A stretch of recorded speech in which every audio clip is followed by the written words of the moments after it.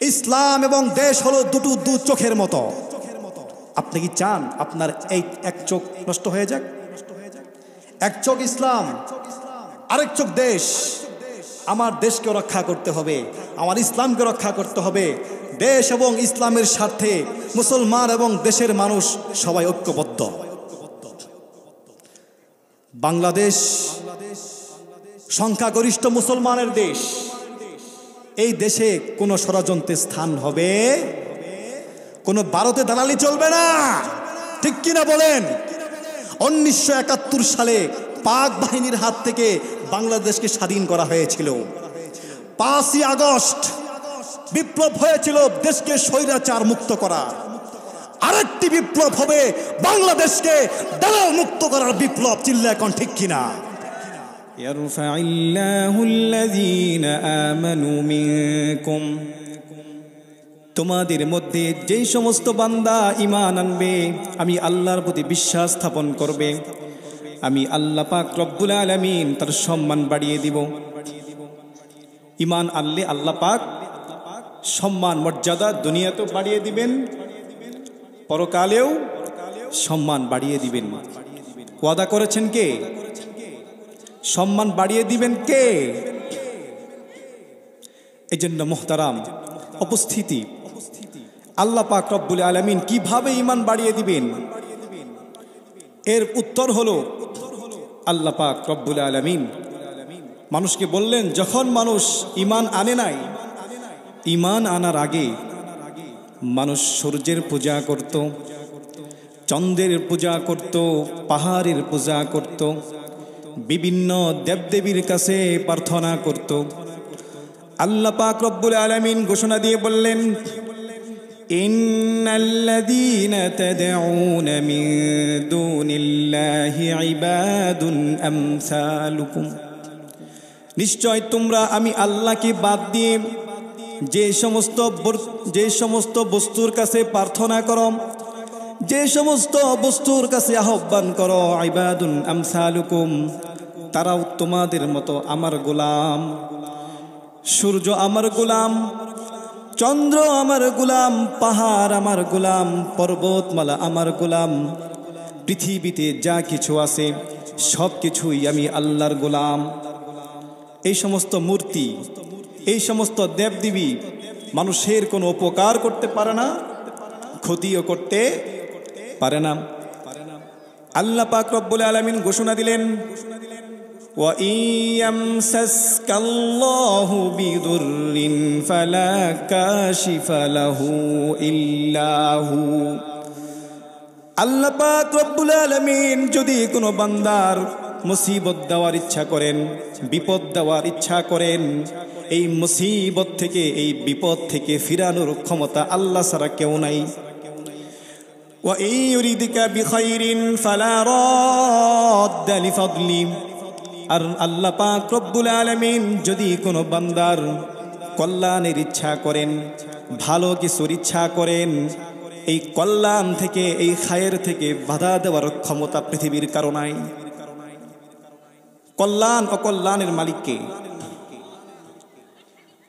ইমানে মুফাসসালে আছে, ওয়াল কদরি খাইরিহি ওয়া শাররিহি মিনাল্লাহি তাআলা, ভালো মন্দ যা কিছু হয় সব কিছুই আল্লাহর পক্ষ থেকে হয়। ভালো এবং মন্দ যা কিছু হয় সব কিছু কার পক্ষ থেকে? এজন্য আল্লাহ পাক রব্বুল আলামিন মুমিন বান্দাকে বুঝাইলেন যে চাইতে হবে কার কাছে? আল্লাহ ছাড়া কারো কাছে মাথা নত করা যাবে না। মুমিন ব্যক্তি কারো কাছে মাথা নত করতে পারে? সে কার কাছে মাথা নত করে? মুমিন এক আল্লাহর কাছে।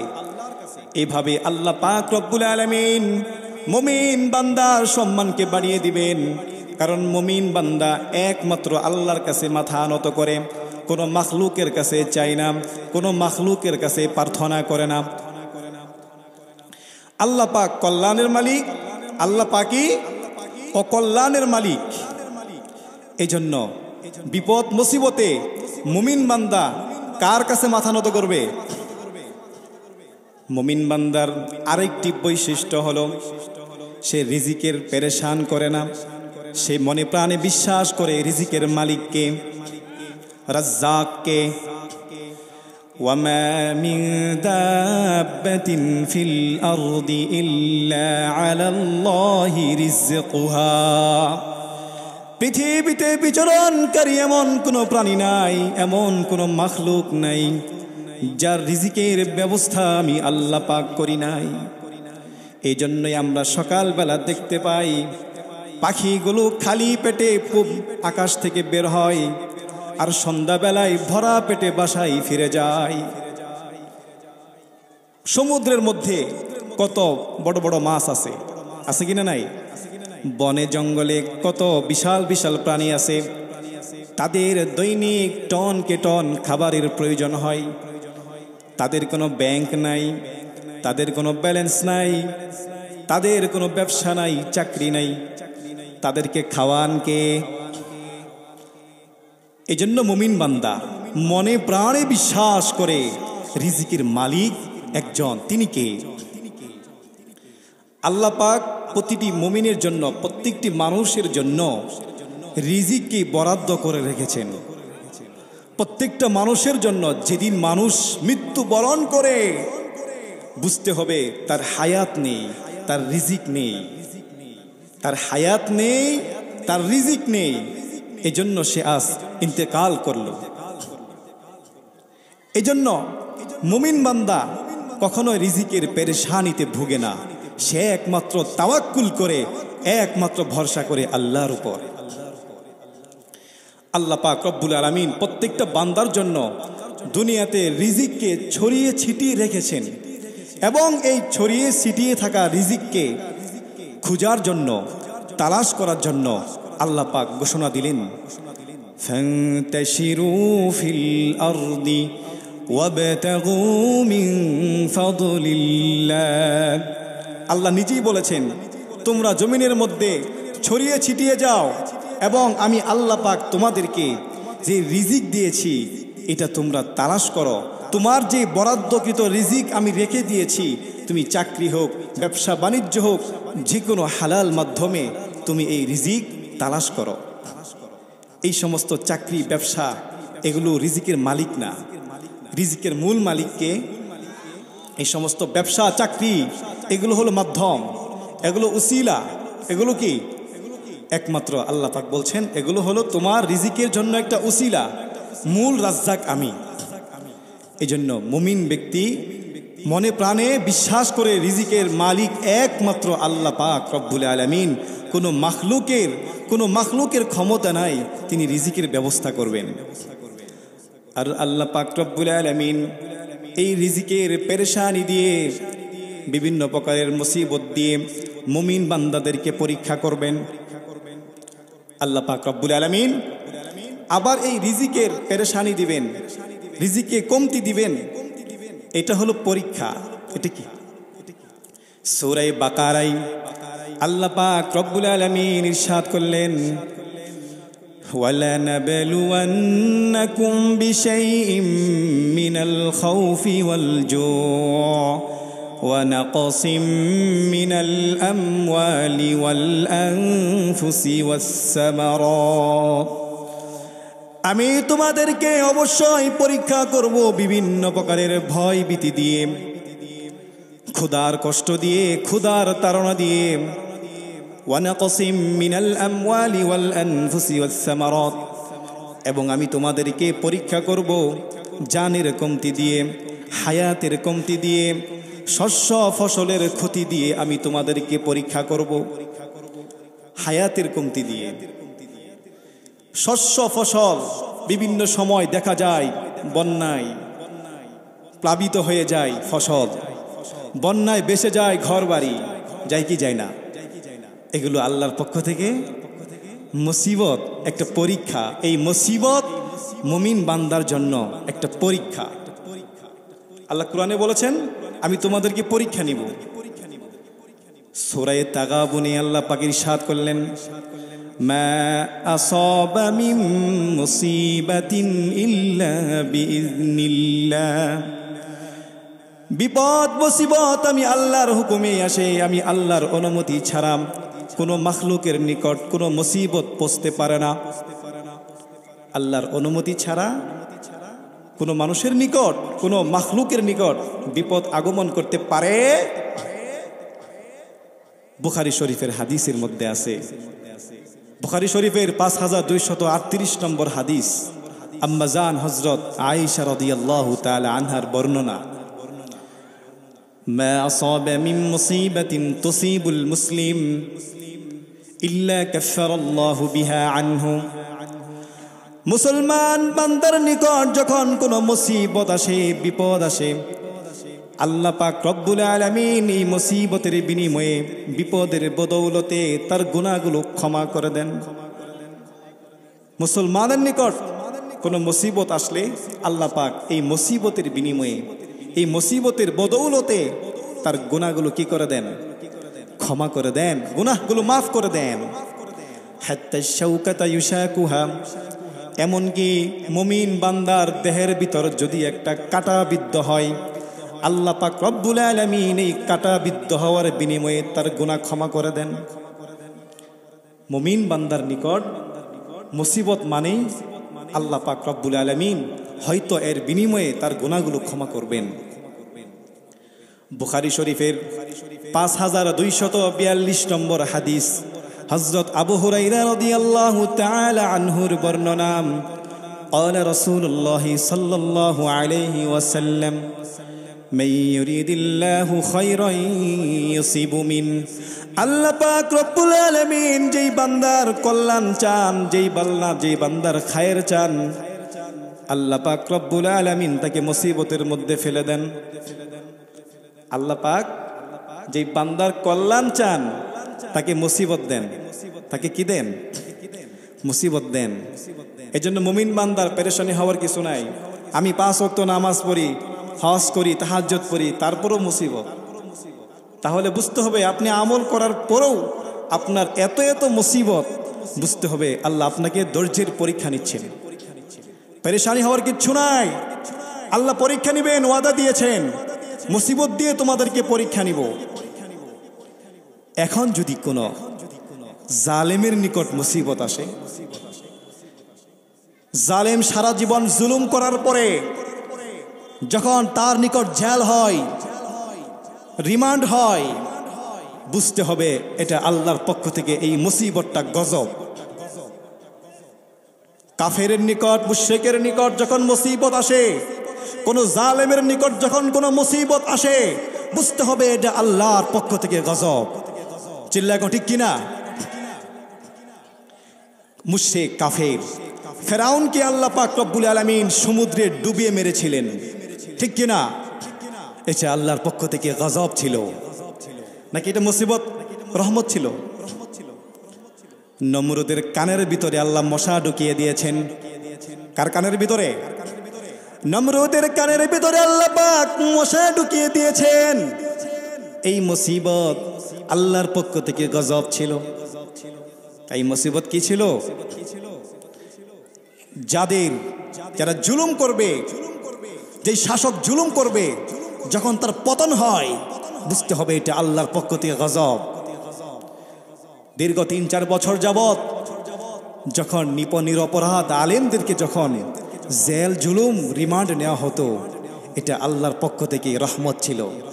এই মুসিবত বিনা অপরাধে যখন আলেমদেরকে যখন জেল জুলুম করা হতো, এই যে একটা মুসিবত, এই মুসিবত হলো আল্লাহর পক্ষ থেকে রহমত। চিল্লা এখন ঠিক কিনা? আল্লাহ পাক এই মুসিবতের বিনিময়ে তাদের গুনাহগুলো ক্ষমা করে দিবেন ইনশাআল্লাহ। এজন্য মুমিন বান্দার জন্য মুসিবত হলো রহমত, আর কাফির, মুশরিক, বেঈমান আর জালেমের জন্য মুসিবত হলো আল্লাহর পক্ষ থেকে গজব। এই মুসিবতের মধ্যে, এই মুসিবত থেকে আশ্রয় চাইতে হবে কার কাছে? মুসিবত যদিও আসে, আশ্রয় চাইতে হবে কার কাছে? আল্লাহ পাক সিস্টেম শিখিয়ে দিয়েছেন, ইয়া আইয়ুহাল্লাযীনা আমানুস্তাঈনু বিস-সাবরি ওয়াস-সালাহ। হে আমার ঈমানদার বান্দারা, তোমরা আমার কাছে সাহায্য প্রার্থনা করো, ধৈর্য এবং নামাজের মাধ্যমে। ধৈর্য এবং বিপদ মুসিবত আসলে প্রথম কাজ কি? সবুর করতে হবে এবং নামাজ পড়তে হবে। আম্বিয়ায়ে কেরাম এবং সাহাবায়ে কেরামের নিকট যখন মুসিবত আসতেন তারা ধৈর্য ধারণ করতেন এবং তারা নামাজে দাঁড়িয়ে যেতেন। আল্লাহ পাক কত সুন্দর সিস্টেম দেখিয়ে দিয়েছেন। বান্দার নিকট যখন মুসিবত আসবে বান্দা সবুর করবে এবং নামাজ পড়বে, নামাজ শেষে আল্লাহর কাছে কান্নাকাটি করে এর সমাধান চাইবে। এখন অনেক মানুষ আছে বিপদ মুসিবতের মধ্যে আল্লাহর কাছে আশ্রয় প্রার্থনা করে না। বিশেষ করে মা বোনরা আবেগী হয়। তারা বিপদ মুসিবতের মধ্যে বিভিন্ন সমস্যায় পড়লে তারা বিশ্বাস করে মাজারকে। তারা মাজারে গিয়ে মান্নত করে, সন্তান হয় না, সন্তানের চাকরি হয় না। তারা মাজারে গিয়ে মৃত বাবার কাছে গিয়ে প্রার্থনা করে, হে বাবা আমাকে একটা সন্তান দাও, আমার স্বামীর চাকরি হয় না, একটা ব্যবস্থা করে দাও। ভণ্ড পীরের কাছে গিয়ে প্রার্থনা করে। পৃথিবীর কোনো মানুষের ক্ষমতা নাই একটা সন্তান দান করবে। পৃথিবীর কোনো মানুষের ক্ষমতা নাই আপনার চাকরির ব্যবস্থা করে দিবে। আল্লাহ পাক ঘোষণা দিয়েছেন, লিল্লাহি মুলকুস সামাওয়াতি ওয়াল আরদ, আসমান জমিনের রাজত্ব কার? ইয়াখলুকু মা ইয়াশা, তিনি যাকে চান তাকে সৃষ্টি করেন। ইয়াহাবু লিমান ইয়াশাউ ইনাসা, তিনি যাকে চান তাকে কন্যা সন্তান দান করেন। ওয়ায়াহাবু লিমান ইয়াশাউ যুকুর, তিনি যাকে চান তাকে পুত্র সন্তান দান করেন। আও ইউযাউযুহুম যুকরানা ওয়া ইনাসা, তিনি যাকে চান পুত্র এবং কন্যা উভয় সন্তান দান করেন। ওয়ায়াজআলু মান ইয়াশাউ আকীমা, আর তিনি যাকে চান তাকে বন্দা রাখেন। সন্তান দেওয়ার মালিককে, সন্তান না দেওয়ার মালিককে? পৃথিবীর কোনো মানুষ মিলে একটা মশা তৈরি করতে পারবে? আপনার আশেপাশে যে মশাগুলো গুড়গুড় করতেছে, এই কোয়ালিটির একটা মশা পৃথিবীর কোনো মানুষ মিলে সৃষ্টি করতে পারবে? যদি কেউ ইয়াকিন করে, যদি কেউ বিশ্বাস করেই ফেলে যে সন্তান মাজারে পাওয়া যাবে এবং আমার রিজিকের মালিক হলো ব্যবসা চাকরি, আমি অসুস্থ হলে সুস্থ করেন ডাক্তার, যদি এই ইয়াকিন করে ফেলে কোনো মুসলমান, তার ঈমান ঠিক থাকতে পারে? অসুস্থতার নিয়ামত দেন কে? সুস্থতার নিয়ামত দেন কে?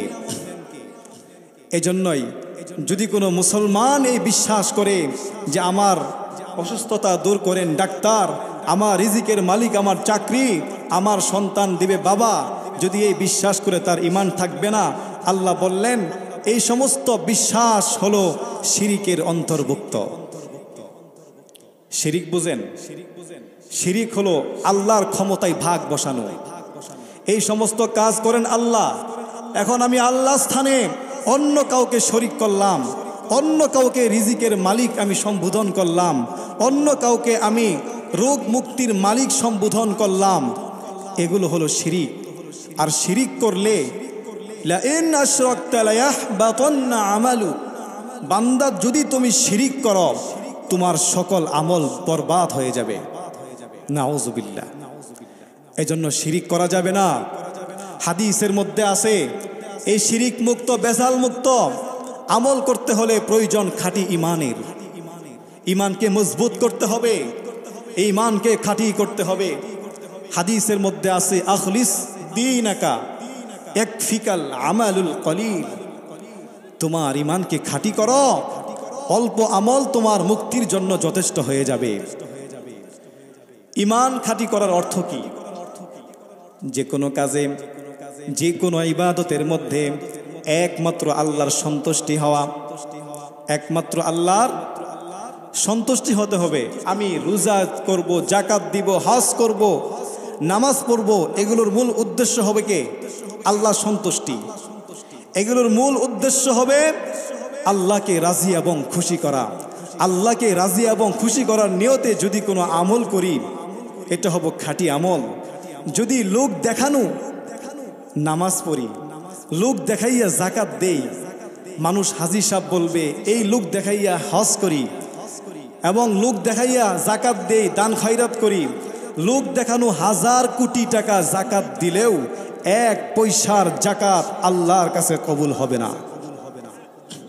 লোক দেখানো প্রতি বছর হজ করলে একবার হজও আল্লাহর কাছে কবুল হবে না। লোক দেখানো 1000 রাকাত নামাজ পড়লেও 1 রাকাত নামাজ আল্লাহর কাছে কবুল হবে না। ইন্না সালাতি ওয়া নুসুকি ওয়া মাহইয়ায়া ওয়া মামাতি লিল্লাহি রাব্বিল আলামিন। নিশ্চয় আমার নামাজ, আমার কুরবানি, আমার জীবন, আমার মরণ বিশ্বের প্রতিপালক একমাত্র আল্লাহর সন্তুষ্টির জন্য। একমাত্র কার জন্য? আল্লাহর সন্তুষ্টির জন্য। লোক দেখানো নামাজি আছে কিনা? নাই। আছে, কারণে আল্লাহ কোরআনে বলেছেন, সূরা মাউনে বলছেন, ফাওয়াইলুল লিল মুসাল্লিন আল্লাযীনা হুম আন সালাতিহিম সাহুন আল্লাযীনা হুম ইরাউন।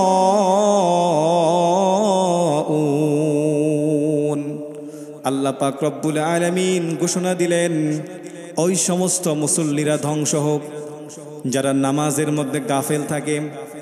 আল্লাযীনা হুম আন সালাতিহিম সাহুন, যারা নামাজের মধ্যে অলসতা করে।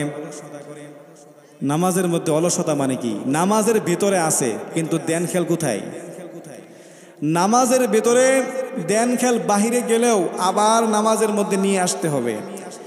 এই বেচারা কিছু মুসল্লি হয়তো আছে, আল্লাহ বলেছেন যে নামাজের মধ্যে সে এমনভাবে নামাজ পড়ে বাহিরে দেন খেল গেছে তো গেছে, আর নামাজের মধ্যে নিয়ে আসার কোনো খবর নাই।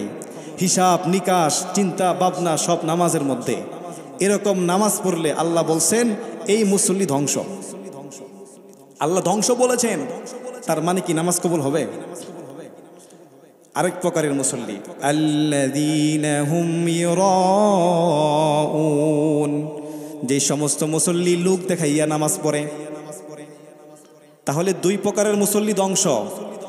এক প্রকার মুসল্লি হলো যারা নামাজের মধ্যে থেকেও অলসতা করে। আরেক প্রকারের মুসল্লি হলো যারা লোক দেখানো ইবাদত করে, লোক দেখানো নামাজ পড়ে। লোক দেখানো নামাজ আল্লাহর কাছে কবুল হবে না। লোক দেখানো হজ, জাকাত, কুরবানি, গোশত খাওয়ার নিয়তে কুরবানি করে, এই কুরবানি আল্লাহর কাছে কবুল হবে। এজন্য ইবাদতের মধ্যে সন্তুষ্ট হতে হবে কার? বিন্দু পরিমাণ যদি লোক দেখানো উদ্দেশ্য হয়, এটা শিরিকের অন্তর্ভুক্ত। হাদিসের মধ্যে আছে, আই ইয়াসিরুর রিয়া শিরকুন। লোক দেখানো সামান্য পরিমাণ, বিন্দু পরিমাণ লোক দেখানো উদ্দেশ্য থাকলে এটা শিরকের অন্তর্ভুক্ত। অন্য হাদিসের মধ্যে আছে, মান তাসাদ্দাকা ইরাই ফাকাদ আশরাক। যে ব্যক্তি লোক দেখাইয়া দান খয়রাত করবে সে শিরিক করলো। সে কি করলো? শিরিক করলো। এই সমস্ত শিরিক মুক্ত, বেজাল মুক্ত আমল করতে হলে আমার প্রয়োজন ইসলামের পরিপূর্ণ জ্ঞান। ইসলামের পরিপূর্ণ জ্ঞান থাকতে হবে আমাদের। ইসলামের পরিপূর্ণ জ্ঞান, শুদ্ধ জ্ঞান, সহি জ্ঞান কোথায় পাওয়া যাবে? কোরআন এবং হাদিসে। কোরআন এবং হাদিস শিক্ষার জন্য প্রয়োজন কি? আমাদের বিশুদ্ধ ইসলামের জ্ঞান থাকতে হবে। এই জ্ঞান শিক্ষা দেওয়া হয় কওমি মাদ্রাসায়।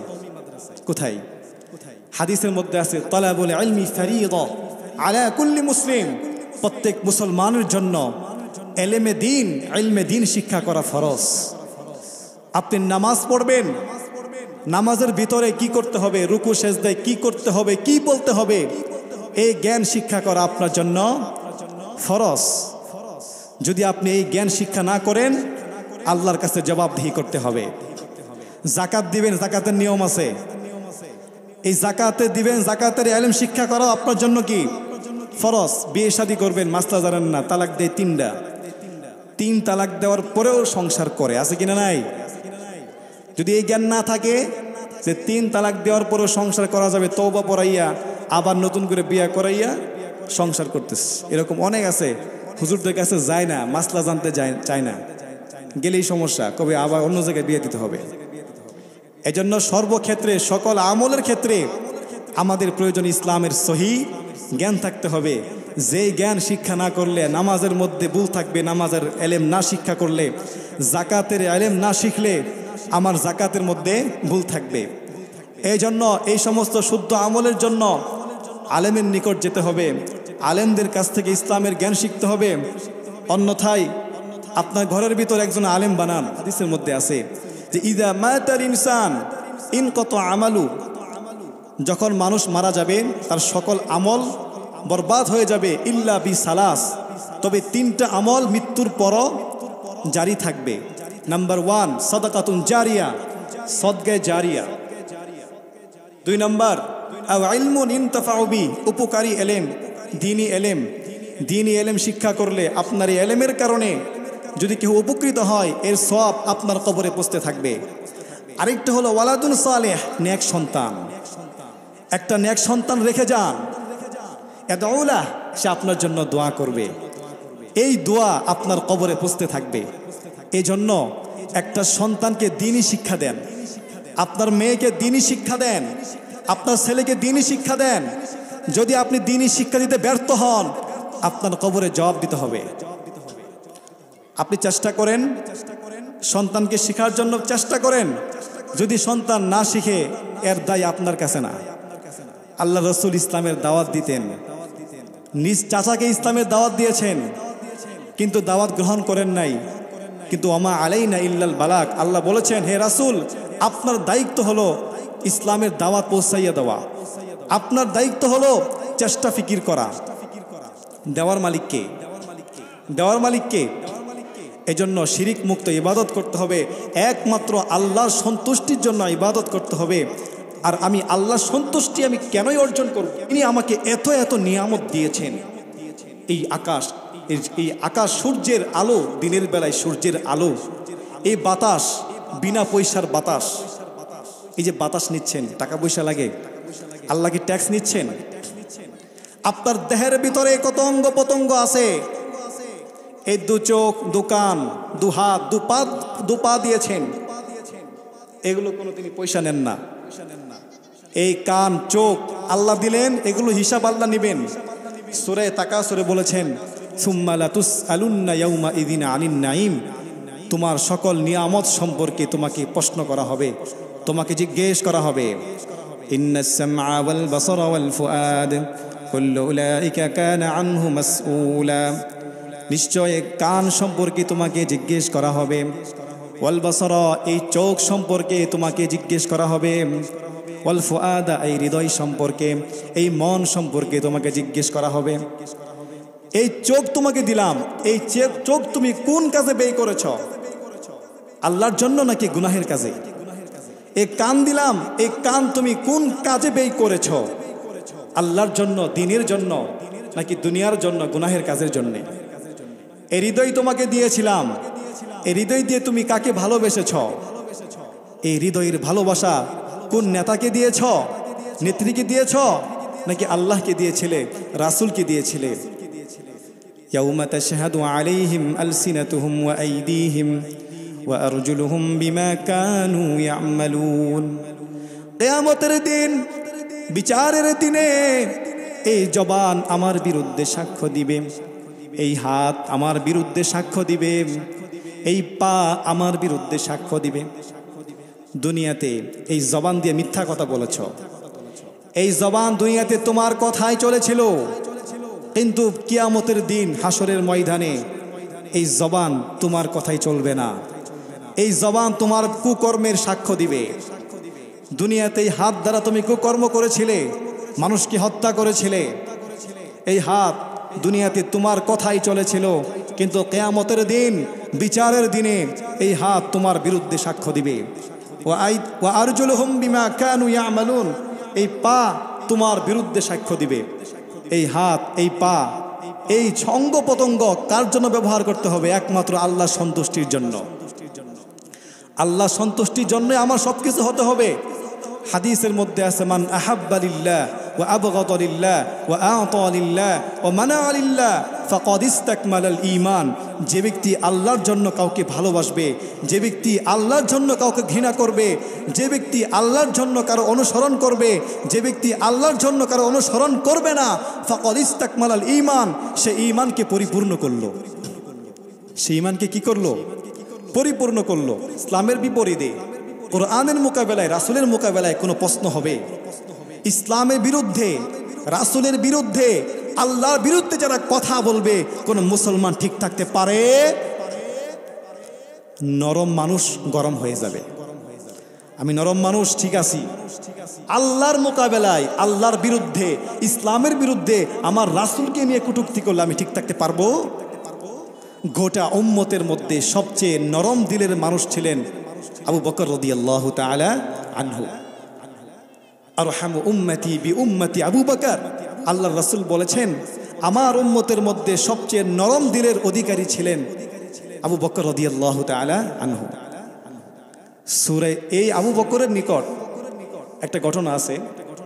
সূরা বাকারা 245 নম্বর আয়াত যখন নাজিল হলেন, আল্লাহ পাক বললেন, মান যাল্লাযী ইয়াকরিদুল্লাহ করদান হাসানান ফায়ুদাঈফাহু লাহু আদআফান কাসীরা। আল্লাহ পাক রব্বুল আলামিন ঘোষণা দিলেন, কে আছে এমন ব্যক্তি যে আমি আল্লাহকে কর্জে হাসানা দিবে, ঋণ দিবে। আল্লাহ বলতেছেন, কে আছে এমন ব্যক্তি যে আমাকে ঋণ দিবা? আল্লাহকে ঋণ দেওয়া মানে কি? আল্লাহর রাস্তায় দান খয়রাত করা। আল্লাহর রাস্তায় দান খয়রাত করলে আল্লাহ আরো বাড়িয়ে দিবেন। এই আয়াত যখন নাজিল হলো, তখন ইহুদিরা বলতে লাগলো, মুসলমানদেরকে বলা বলি করলো, তিরস্কার করলো, ঠাট্টা করতে লাগলো যে তোমাদের রব গরিব হয়ে গেছে, তোমাদের রব অসহায় হয়ে গেছে, তিনি মানুষের নিকট দান খয়রাত চাচ্ছেন, টাকা পয়সা চাচ্ছেন, এগুলো বলতে লাগলো। এক ইহুদি আবু বকরের সামনে এই কথা বলতে লাগলো যে তোমাদের রব তো অসহায়, অসহায় তো সে যে মানুষের কাছে চায়, ঋণ চায়, তাই সে তো নিঃস্ব, আমরা হলাম ধনী, আমরা হলাম বিত্তশালী, তিনি আমাদের কাছে চাচ্ছেন। আবু বকর রাদিয়াল্লাহু তাআলা আনহু এই কথা শোনার সাথে সাথে গায়ের জুড়ে একটা থাপ্পড় বসিয়ে দিলেন। থাপ্পড় দিয়ে তিনি চলে গেলেন। ইহুদি সে আল্লাহ রাসূলের কাছে গিয়ে বিচার দিলেন, আপনার সাহাবী আবু বকর আমাকে থাপ্পড় মেরে গাল লাল করে দিয়েছে। দেখেন, আল্লাহ রাসূল বললেন, এটা তো আবু বকরের কাজ হতে পারে না, এটা হয়তো ওমরের কাজ, ওমর তো রাগী মানুষ, এটা ওমরের কাজ, আবু বকর করতে পারে না। তখন ইহুদি বলল, আবু বকরকে ডাক দেন, জিজ্ঞেস করে দেখেন সে থাপ্পড় মেরেছে কিনা। আবু বকরকে ডাক দিল, এই আবু বকর, তুমি কি ইহুদিকে থাপ্পড় দিয়েছিলে? ইয়া রাসূলুল্লাহ, হ্যাঁ আমি তাকে থাপ্পড় দিয়েছি, কারণ সে আমার রবকে অসহায় বলেছে, গরিব বলেছিল, এবং সে নিজেকে ধনী বলেছিল। ইহুদি বলল, না না না, আমি এটা বলি নাই, আবু বকর মিথ্যা বলতেছে। আল্লাহ রাসূল বললেন, আবু বকর তুমি সাক্ষী পেশ করো, তোমার সাক্ষী পেশ করো। আবু বকর বললেন, ইয়া রাসূলুল্লাহ, ওখানে কেউ ছিল না, আমি আর ইহুদি ছিলাম, আর কেউ ছিল না। আল্লাহ রাসূল তো ন্যায় বিচারক ছিলেন, তিনি মনে মনে জানতেন আবু বকর সত্য বলছেন। তারপরেও তিনি বলছেন, আবু বকর তুমি সাক্ষ্য পেশ করো, তুমি যদি সাক্ষী উপস্থিত করতে না পারো, তুমি তাকে যেভাবে থাপ্পড় দিয়েছো সেও তোমাকে সেভাবে থাপ্পড় দিবে। এখন ইহুদি মহা খুশি, থাপ্পড় দিবে আবু বকরকে। কি একটা পেরেশান। কিন্তু আল্লাহ পাক রব্বুল আলামিন নিজে সাক্ষী হয়ে আয়াত নাজিল করলেন, আবু বকরের ইজ্জতকে হেফাজত করার জন্যে, আবু বকরের সম্মানকে হেফাজত করার জন্যে আল্লাহ পাক ঘোষণা দিলেন, লাকাদ সামিআল্লাহু কাওলাল্লাযীনা ক্বালু ইন্নাল্লাহা ফাকীরু ওয়া নাহনু আগনিয়া। আমি আল্লাহ পাক নিজে শুনেছি, তারা বলেছিল তারা আল্লাহ ধনী, আমি গরিব, তারা ধনী। আল্লাহ বলেছেন, আমি নিজে শুনেছি, তারা আমাকে অসহায় বলেছে, নিজেদেরকে ধনী বলেছে।